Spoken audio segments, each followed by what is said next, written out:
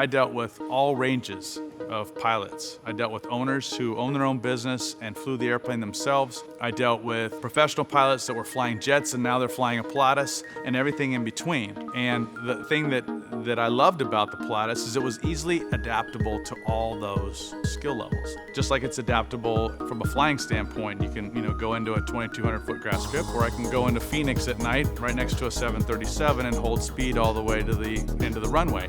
It'll do all those things.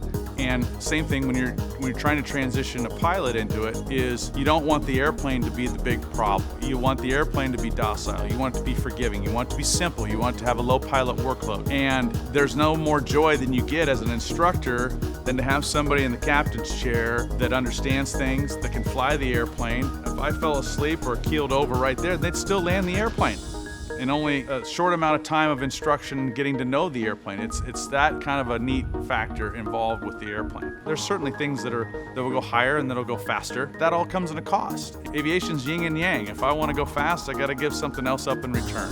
If I want to carry a lot of weight, I got to give something else up in return, and vice versa. When you've got that ability to get the best balance of all those things in an airplane, where it carries a lot, it has a big cabin, it goes a long ways, it's economical to operate, it goes into short strip, it goes into long strip. I mean, there's not too many things, because I would always get this question. This is funny, because I would always get this question, usually from the professional pilots, most likely the guys that had been flying a jet who didn't want to, in theory, downgrade to flying a turboprop under 30,000 feet. They always ask me this question: what's the Achilles heel of the aircraft?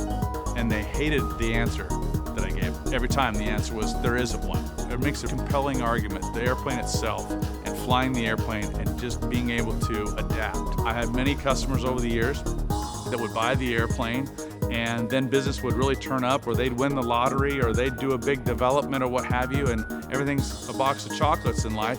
Then they'd sell the airplane because they want to go higher and faster. Everybody that sold their Pilatus to move up the food chain, if you ask them today, would they own a Pilatus, they would all say yes.